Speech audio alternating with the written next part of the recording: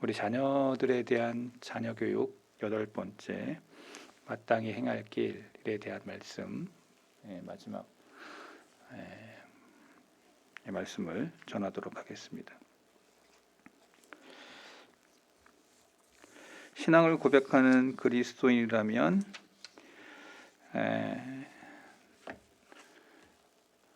자녀들에게 가장 아름다운 믿음의 유산을 남기는 것, 가장 귀한 것이라는 것을 잘 알고 있습니다.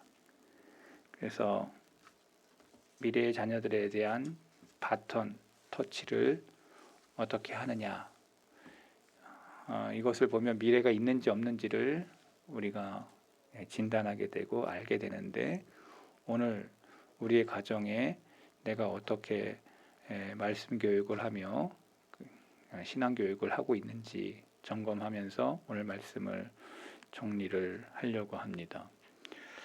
자, 우리 지난 시간에 했던 거 같이 또 한번 쭉 나누고 오늘 마지막 결론의 이야기를 하도록 하겠습니다. 자, 그래도 우리 첫 번째 거부터 한번 같이 읽어보고 시작하겠습니다. 당신의 자녀들을 욕구대로 살도록 그냥 방관하지 말고 마땅히 가야 할 길을 가르치라. 2번, 부드러움과 애정과 인내를 가지고 여러분의 자녀를 가르치라. 3번, 자녀들은 당신에게 굉장히 많이 의존하고 있다는 사실을 기억하라. 4번, 영혼을 가장 중요하게 생각하는 태도로 당신의 자녀를 가르치라. 5번, 성경을 당신의 자녀에게 가르치라. 6번, 기도를 당신의 자녀에게 가르치라. 7번, 예배 생활을 충실히 아이들에게 보이고 가르치라. 8번, 부모의 말을 신뢰하도록 당신의 자녀를 가르치라. 9번, 순종의 습관을 자녀에게 가르쳐야 한다. 10번째, 당신의 자녀에게 항상 진실을 말하는 습관을 가르치라. 11번째, 사랑하는 자녀에게 항상 시간을 선용하는 습관을 가르치라. 12번째, 자녀를 가르칠 때 지나친 방임을 경계하라. 자, 13번째, 하나님께서는 어떠한 방법으로도 양육하시는지 끊임없이 되뇌이라. 그냥 우연 이런 거 없어요. 하나님이 우리에게 어떤 방법으로든지 가장 선한 방법으로 양육하신다는 거, 끊임없이 되뇌이며 가르치는 거. 자, 14번째, 당신의 자녀들을 가르칠 때 자신이 본이 되어야 한다는 점을 기억하라. 이 가장 어렵죠. 이 본이 되는 게 절대 쉽지 않습니다. 자, 오늘 이제 마지막에 대한 말씀이죠.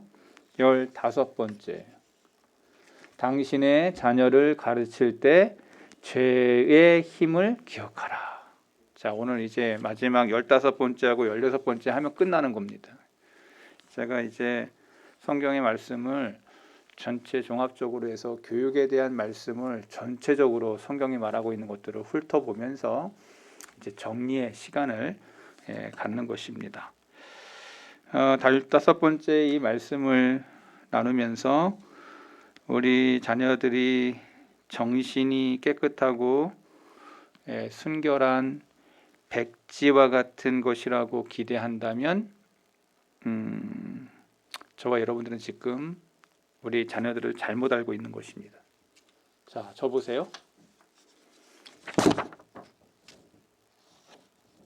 여기 종이에 아무것도 기록되어져 있지 않습니다. 여기에는 기록이 남았습니다.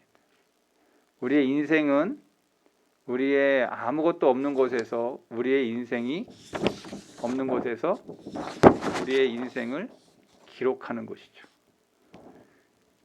우리의 보고서와 같이 하나님 앞에 얘가 어떻게 살다가 무슨 일을 하다가 주님 앞에 설 거다라고 하는 모든 것들이 일목요연하게 생명책에 기록되는 것처럼 여러분의 모든 것들이 주님의 책에 기록될 것인데, 저와 여러분들이 어린아이들이 다 이렇게 백지와 같이 태어날 것이라고 생각한다면 여러분은 지금 성경을 잘못 보고 있는 것입니다.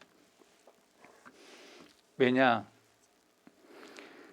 성경의 아이들에 대해서 어떻게 설명하는지를 이제 좀 제가 설명을 좀 드리려고 합니다.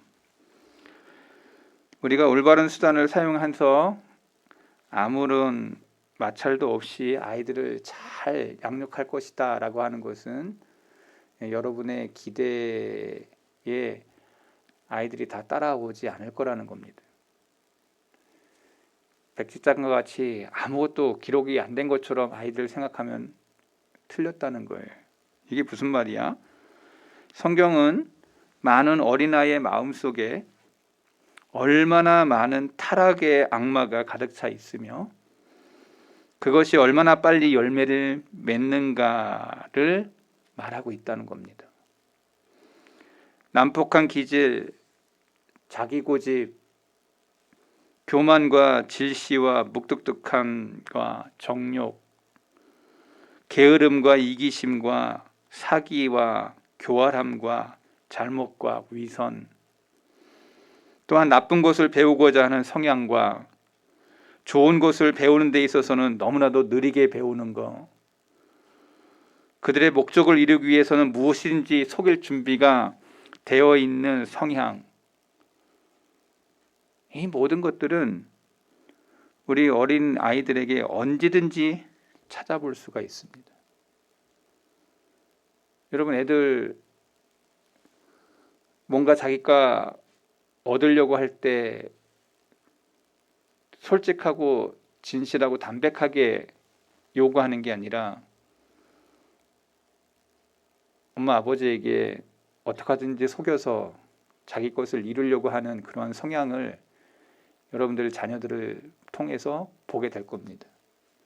그때 여러분들은 어떻게 자녀들을 양육하십니까? 절대 쉽지 않아요. 아이가 딱 자기 요구 사항이 있는 거예요. 쉬워요? 어려워요? 그렇게 아이가 생각하고 엄마 아버지에게 다가오면 여러분들은 어떻게 반응하십니까? 김태희 집사님 어떻게 합니까? 그냥 받아줍니까? 아니면은 이것 봐라, 이놈이 날 속이네 하고 준비를 태세를 딱 취합니까? 우리 권보라 집사님 어떻습니까? 이놈이 나에게 뭘 요구하려고 하는데 정당한 방법이 아닌 잘못된 방법으로 뭐 참고서를 사는데 뭐 옛날에 내가 썼던 방법대로 큰 거 사놓고 새 거 산 것처럼 싹 바뀌어가지고 돈을 그렇게 세속적인 삥땅이라고 하는 그것을 통해서 내 것을 취하고 있으려고 할 때 부모라면 어떻게 해야 될 것 같습니까? 그런 야망과 욕망이 자녀들의 마음속에 어릴 때부터 서서히 그 모든 것들이 자리매김하고 그러한 성향과 기질은 그 아이가 점점 고도화로 바뀌어가는 그 기질을 여러분들은 보게 될 것입니다. 제가 그냥 아이들이 그냥 어리니까 그렇게 크고 아주 그러한 기발한 그러한 죄들을 지을 거라 생각하지 않는다고 생각한다면 여러분 절대 오산입니다.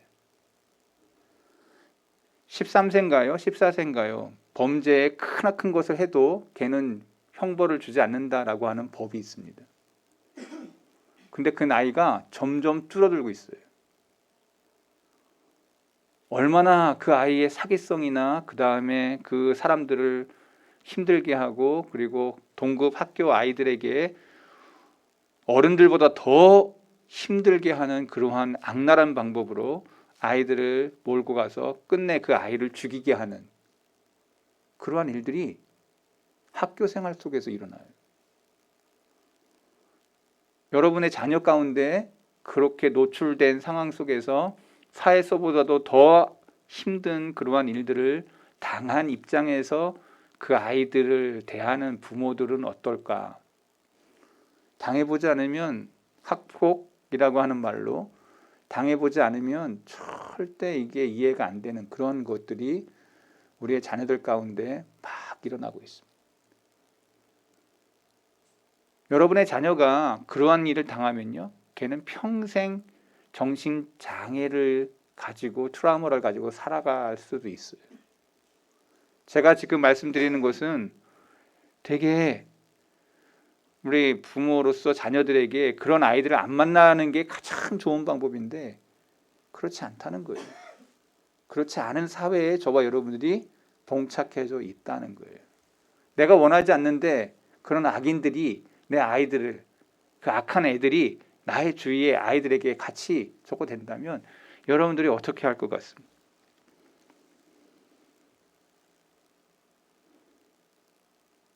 근데 여러분 이거 아세요? 우리 자녀들이 아주 어린 시절에 방 안에서 엉금엉금 기어다니다가 얼마나 자연스럽게 갑자기 커버리는 것을 지켜보는 거, 우리에게 참으로 놀라운 광경이죠. 제가 우리 교회에 와서 유연히 쟤네들 지금 6명의 애들 다 이렇게 애기 이렇게 해가지고 다 유아 세례하고 다 했어요. 근데 쟤네들 벌써 저렇게 금방 컸죠. 이 광경을 지금 저와 여러분 목도하고 있는 거예요. 조금만 더 있어 보세요. 쟤네들이 이제 우리의 신체를 능가하는 이제 그런 몸으로 다 나타날 거예요. 상상할 수 없는 일들이 조금 있다가 펼쳐질 거예요. 근데 그 아이의 심성을 지금 우리가 잘 교육하지 않으면 이 아이가 어떻게 될까?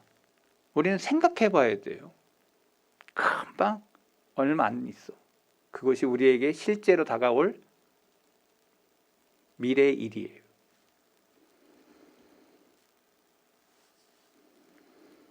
우리에게 참으로 놀라운 광경이죠. 그런데 이 아이들이 죄를 배우는 데 있어서 전혀 학교가 필요하지 않아요. 죄를 배우지 않아도, 학교가 필요하지 않아도, 전수시키지 않아도 배우는 것이 너무나 빠른 게 죄라는 거예요. 그러니 우리가 보고 있는 것으로 인해서 좌절하거나 실망하지 말아야 돼요. 아이들이 크게 뭔가 나를 실망시켜도 여러분 좌절하거나 실망하지 마셔야 돼요. 제가 왜 이렇게 얘기하냐면 우리를 실망시킬 것이라는 것이기 때문에 자녀들이. 제가 이렇게 얘기하니까 아유 정말요? 정말이에요.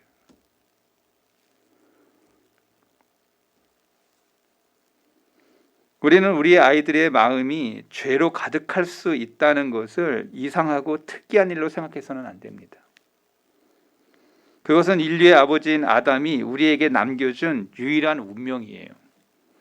우리가 이 세상에 태어날 때 함께 가지고 태어난 타락의 본성이라고 성경은 말하고 있고, 이것을 성경은 유욕이라고 얘기하고 있고, 이것을 인간의 본성이라고 말하고 있습니다.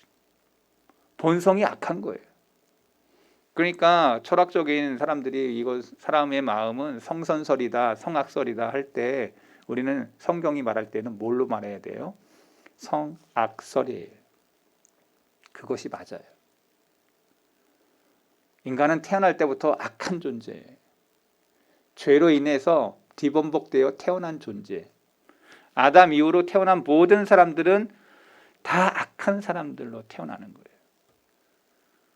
근데 주님을 만나서 은혜를 입어서 악한 것의 옷을 내려놓고 선한 사람이 된 것입니다.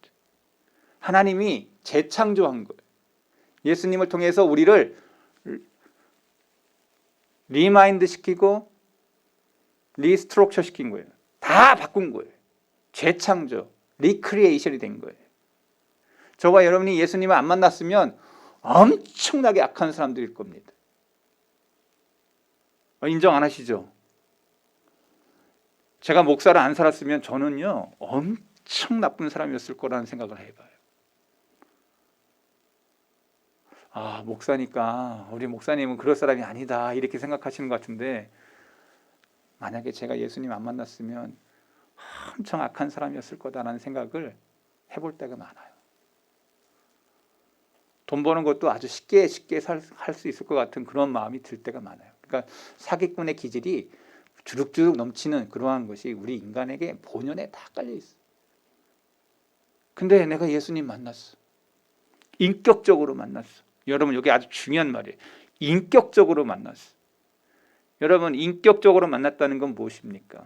감정적으로는 회개야 눈물로 회개하고 의지적으로는 결단하여 주님 앞으로 돌아서는 것이고 내 지적인 저거에는 하나님을 알고자 하는 마음이 강한 주님 앞에 은혜를 받은 사람은 인격적으로 변화됩니다. 아이들이 가장 신실하게 자라기를 원한다면요, 애들이 은혜 받아야 돼요.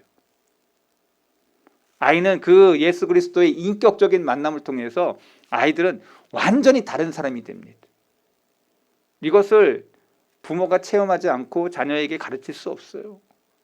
그래서 아이들을 위해서 은혜 받게 해달라고 기도하셔야 돼요. 그 험악한 그러한 죄성에 태어난 사람들은 주님의 은혜를 덧입지 않고는 절대 회복되지 않는다.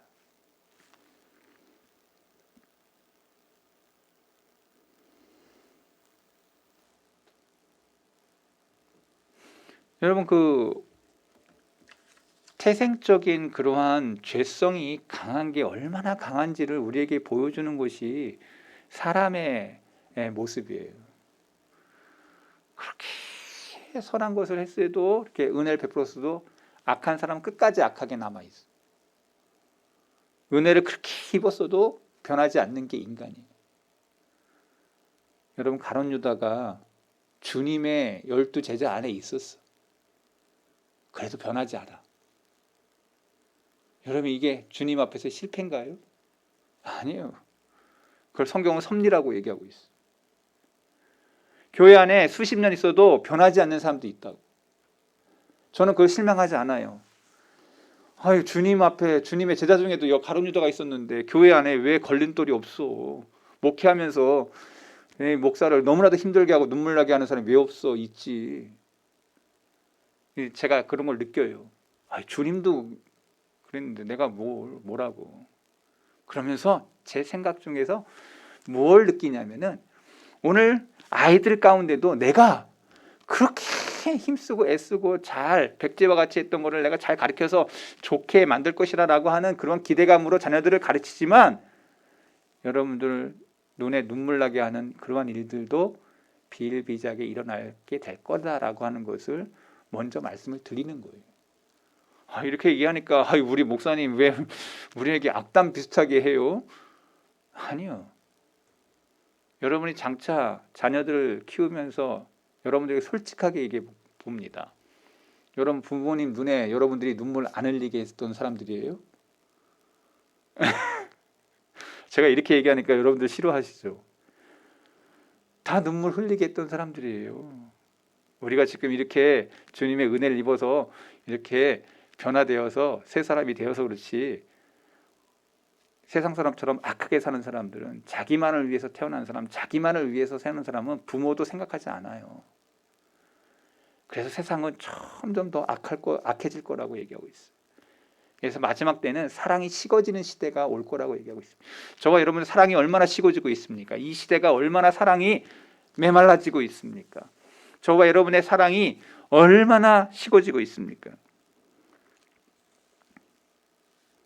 우리는 이 재난을 물리치기 위해서 하나님의 은혜로 사용할 수 있는 모든 수단을 부지런히 사용해야 돼요. 하나님의 은혜를 입은 사람은 부단히 그 은혜를 나누어 사람들로 하여금 은혜를 받게 하도록, 나를 통해서 은혜가 흐르도록. 자, 한번 따라해 보겠습니다. 내가 은혜의 통로로 쓰임받게 하옵소서. 여러분 제가 주님의 은혜를 입었으니까 내가 주님의 은혜를 입은 사람은 그 은혜를 기억해요. 그리고 그것을 나누어요. 여러분 나만 가지고 있지 않아요. 은혜는 흐르게 되어 있어요. 저와 여러분 은혜는 나만 받는 게 아니고 나를 통해서 흐르게 하도록 저와 여러분들을 세우셨어요. 그래서 저와 여러분은 늘 이런 의식을 가져야 돼요. 내가 은혜의 통로로 쓰임받게 해달라고 기도하셔야 돼요. 가둬놓잖아요. 여러분 물이 가둬놓으면 흐르지 않는 물은 언제든지 썩습니다. 사해바다는 늘 물만 받았지 나눠주지 않았을 때 그 물은 쓸 수 없는 물이 되어버렸어요. 여러분 오늘도 우리가 주님 앞에서 받은 은혜가 있으면요 자꾸 흘러보내야 됩니다. 물질도 자꾸 흘려보내야 됩니다. 그거 안 하면은 교회들도 무너져요. 어느 교회 제가 보니까 돈은 되게 많이 모아놨는데 문제가 생기더라니까. 흘려보내야 돼요. 주님이 원하시는 방법대로 막 써야 돼요. 여러분이 받은 은혜도 막 흘러게 해야 돼요. 자녀들에게도 내 좋은 것을 자꾸 은혜 받은 그것을 자녀들에게 자꾸 흐르도록 내가 통로가 되어야 돼요. 은혜의 통로가 되게 해달라고 늘 기도하셔야 돼요. 내가 받은 은혜가 다른 사람들에게 감동이 될 수 있어. 내가 받은 은혜가 다른 사람들에게 정말 잊지 못할 그러한 깊은 은혜를 체험하게 해요. 내가 받았던 그 모든 것이 다른 사람에게 자꾸 흘러가게.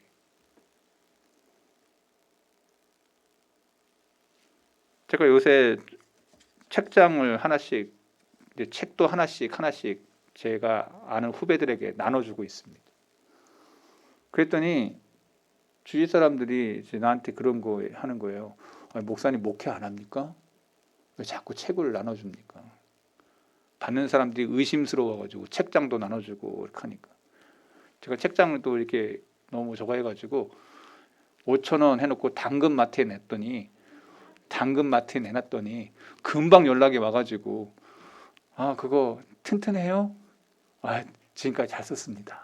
그랬더니 5,000원 해놨더니 금방 왔어요. 그래서 금방 나눠주면서 여기 있습니다 하고 돈을 주는데 그냥 잘 쓰시기 바랍니다. 이랬더니요, 이분이 얼굴이 환해졌어요. 내가 꼭 5,000원 받으려고 했던 건 아니고 그냥 나눠주려고. 근데 그냥 무료로 하면은 엄청 사람들이 저거 할까봐 5,000원. 근데 와가지고 5,000원도 안 받는다 그러니까 이분이 얼굴이 조금 뭐랄까 아주 기쁜 마음으로 돌아갔어요. 두 사람이 만났는데. 여러분, 내가 가지고 있는 것을 나누려 할 때 사람들은 기뻐합니다. 내 자녀에게 내 가지고 있는 좋은 것을 나눌 때 아이들은 기뻐합니다. 알아요, 사람은. 이것이 내 받는 기쁨과 주는 기쁨이 얼마나 뭐가 더 큰지는 여러분이 해보면 압니다. 여러분, 우리 성도계 교우들, 저와 여러분이 평생에 하나님의 은혜를 입었다면 늘 나는 은혜를 나누는 통로로서의 인생이라는 것을 꼭 기억하시기 바랍니다. 자녀들에게도 인색하지 말고 늘 흐르는 도구로 쓰임받을 수 있기를 바랍니다. 그래서 저와 여러분들의 삶 속에서 모든 하나님의 은혜, 이 재난을 이기기 위해서 저와 여러분들이 자녀들이 잘 되고 안 되고의 이 모든 것들을 통해서 내가 이 자녀들에게 내가 받은 은혜를 저 아이들에게 가장 많이 흘러보내도록 최선을 다해서 은혜의 통로로 쓰임받는 부모가 된다면 자녀들은 삐뚤어 갈 수 없다고 나는 생각해요. 그래도 삐뚤어 가는 사람은 있어요. 그럼에도 불구하고 있다는 걸 제가 말씀드립니다. 완벽하지 않아요.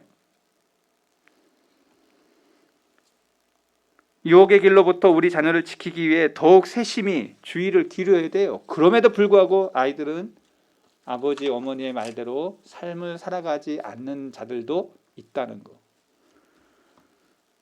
우리의 자녀들이 모두 착하게 잘 자라고 있으며 신뢰할 만한 사람으로 성장하고 있다고 말하는 사람들의 말에 귀 기울이지 마시기 바랍니다. 그 얘기는 틀린 얘기예요.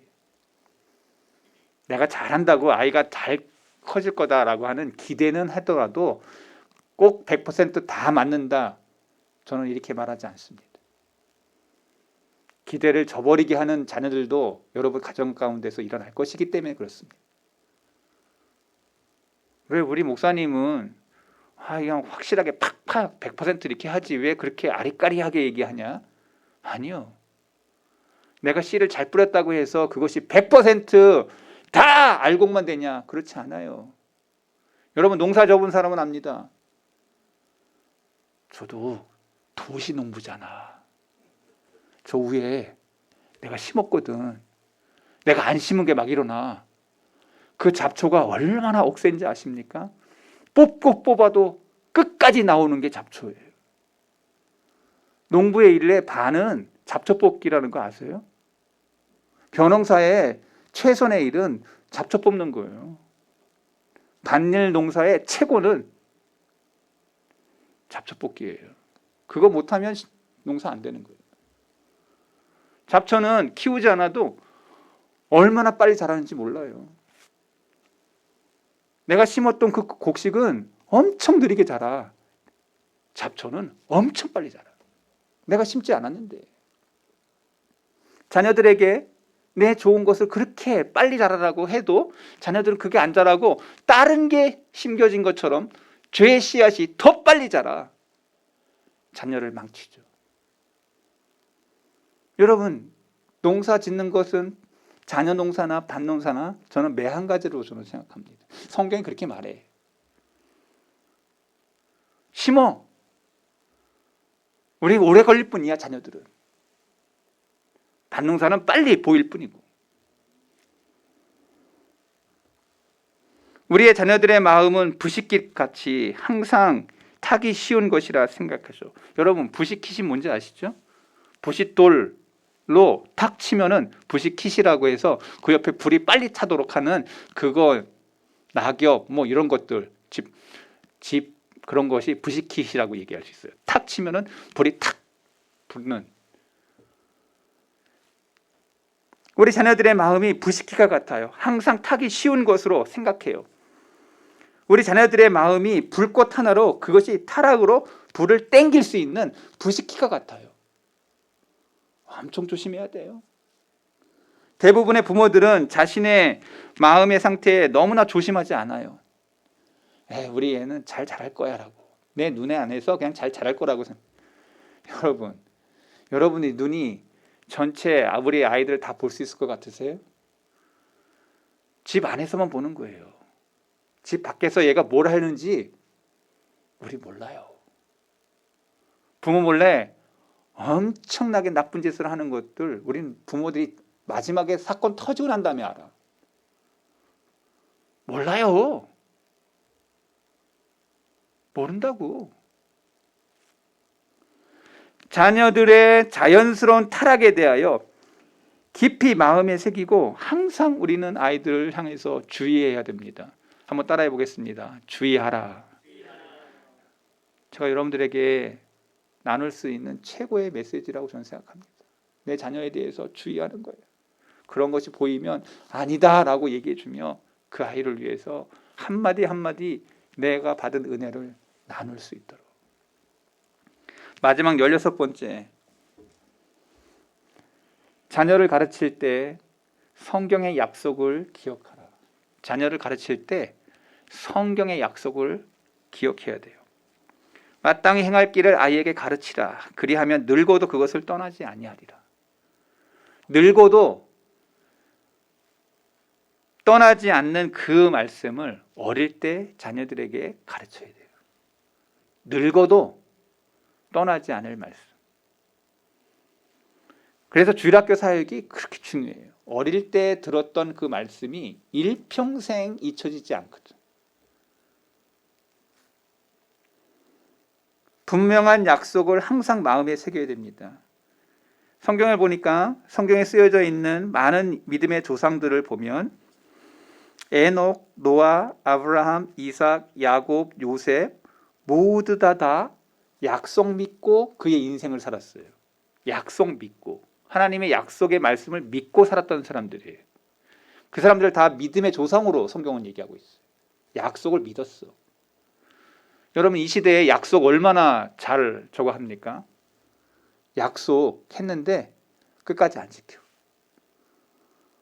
약속했는데 자기의 상황과 환경에 따라서 언제든지 져버려.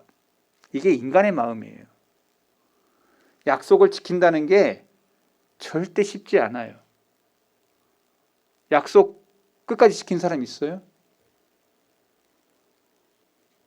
여러분, 부부 결혼해가지고 성경 위에 약속하잖아요. 근데 그렇게 해놓고도 약속 저버린 사람 좀 많이 봤어요. 그런 식으로 결혼하지 말든지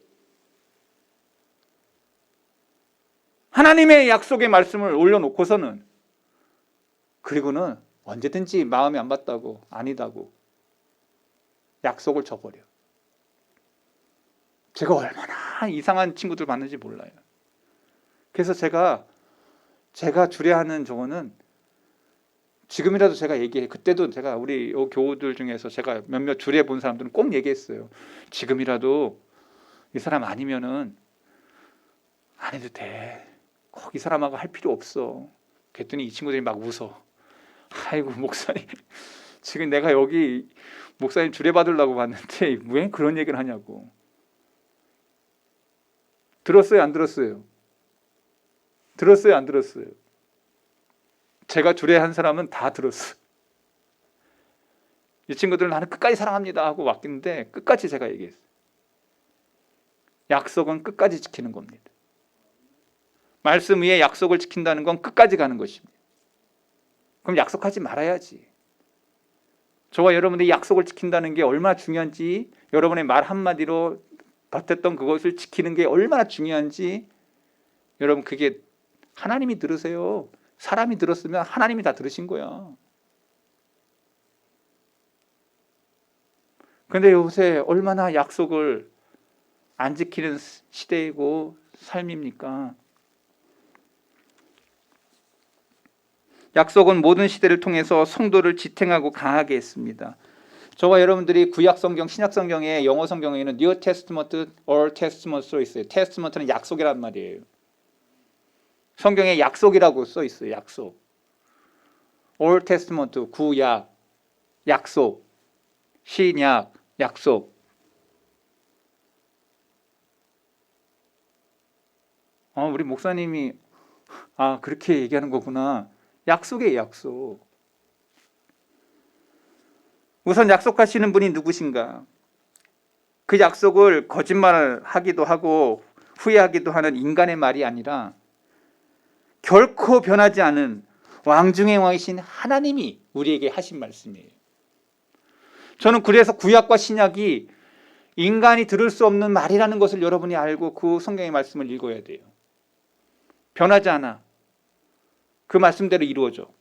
한번 따라해 보겠습니다. 말씀대로 이루어진다. 우리의 신앙은 바로 그런 신앙인 거예요. 변하지 않는 거야. 저와 여러분이 하나님을 닮았다고 하면 바로 그것을 따라가려고 몸부림쳐야 되는 거예요. 내 말에 약속했으면 지키려고. 그렇게 약속 지키려고 하는 사람들이 신뢰가 있는 거예요. 근데 요새 크리스찬들 중에서 약속 잘 안 지키는 사람들이 너무 많아요. 크리스찬이라는 말이 부끄러운 거지. 여러분 약속했으면요 끝까지 지키려고 몸부림치셔야 돼요. 시간 약속도요 자기가 못 갈 것 같으면 전화해야 돼요. 양해를 구하고 미안하다고 정중히 사과드리고. 그런 인간관계를 하는 사람 있잖아요. 그 사람 늘 존귀한 자리에 앉게 될 것입니다. 여러분의 말한 그것이 끝까지 지켜지려고 할 때 사람들은 그 사람을 주님을 닮은 사람, 저 사람의 말은 진실해. 그것이 자녀들에게 흐를 수 있도록 가장 중요한 교육 중에 하나는 약속 지키기예요. 특히 자녀들에게 약속한 거 있으면 지켜야 됩니다. 하나님이 말씀하셨습니다. 그 일을 하지 않을 일이 있었는가? 하나님의 말씀이 우리를 유익하게 하지 않는 적이 있었는가? 하나님은 행하지 못하는 일이 아무것도 없으세요. 우리가 의지하고 있는 그 약속으로부터 그 어떤 유익함도 얻지 못하고 있다면 그것은 하나님 잘못이 아니라 바로 우리 자신이 잘못이 있는 거예요. 하나님의 약속이 잘못된 게 아니라 내가 잘못 생각하고 있는 거예요. 자, 성경을 보세요. 삼손의 이야기를 조금 하려고 합니다. 마노아가 하나님의 사자에게 말합니다. 또 삼손이 삼손에 대해서 이렇게 말해요. 사사기 13장 12절 같이 읽어볼까요? 마노아가 이르되 이제 당신의 말씀대로 되기를 원하나이다. 이 아이를 어떻게 기르며 우리가 그에게 어떻게 행하리이까. 여러분 하나님의 사자가 마노아에게 나타났어요. 먼저 아내에게 먼저 나타났어요. 마노아가 너무 자기 있을 때 나타나지. 그래서 그 남편에게 나타나, 마노아에게.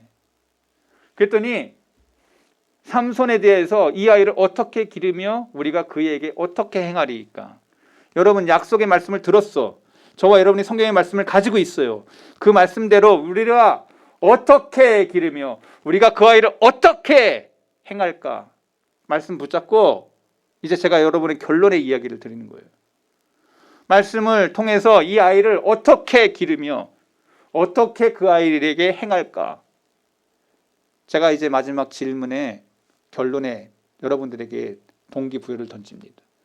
말씀 가지고 내가 이 아이를 어떻게 기르며 어떻게 행할까를 고민하시기 바랍니다. 부모 라이센스는 태어나서부터 우리가 부모 라이센스를 받지 않았어요. 우리는 다 초보예요. 우리는 말씀의 그 양육서가 성경이라는 것을 알고 그 말씀대로 아이를 어떻게 키우며 어떻게 할까 약속의 말씀 붙잡고. 하나 더 보여줄게요. 욥의 이야기를 좀 하고 싶어요. 욥기 1장 5절. 좀 길지만 읽어보겠습니다. 욥이 어떻게 아이들을 가르치고 양육했는지 같이 읽어봐요. 그들이 차례대로 잔치를 끝내면 욥이 그들을 불러다가 성결하게 하되 아침에 일어나서 그들의 명수대로 번제를 드렸으니 이는 욥이 말하기를 혹시 내 아들들이 죄를 범하여 마음으로 하나님을 욕되게 하였을까 함이라. 욥의 행위가 항상 이러하였더라. 욥의 자식이 열이었어요.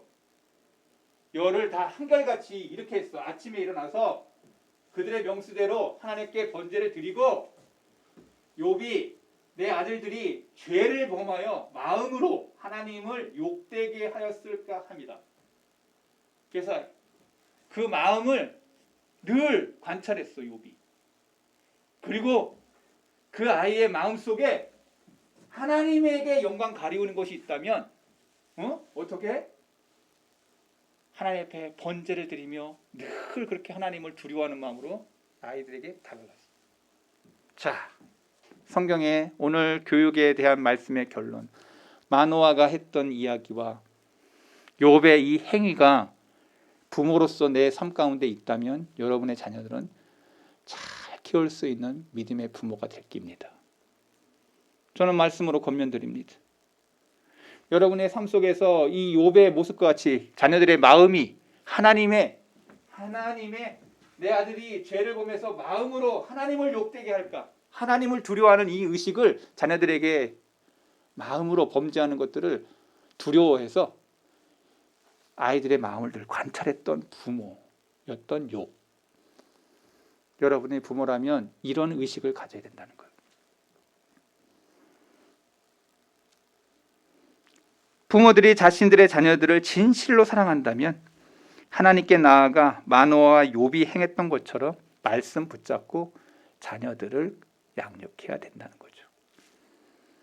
우리는 최선을 다해서 우리 자녀에게 말씀으로 양육해야 할 의무가 우리에게 있습니다.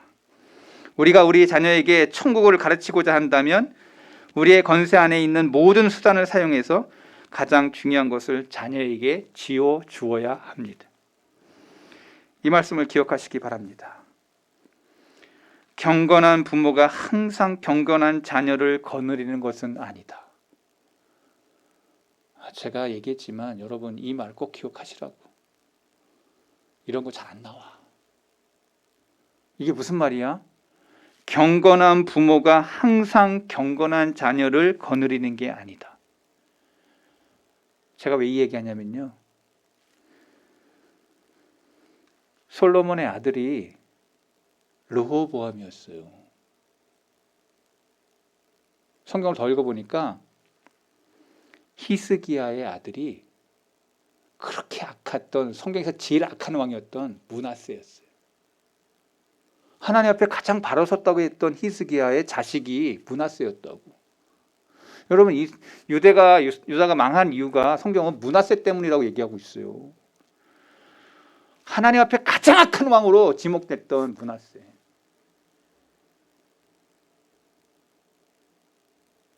그 역대기 열왕기에 대해서 제가 마지막 신학 석사를 제가 그때 그걸로 받았는데,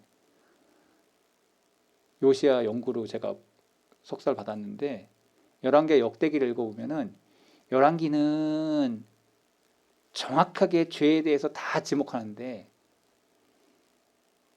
역대기는 유다의 왕들에 대해서는 되게 좋게 평해요.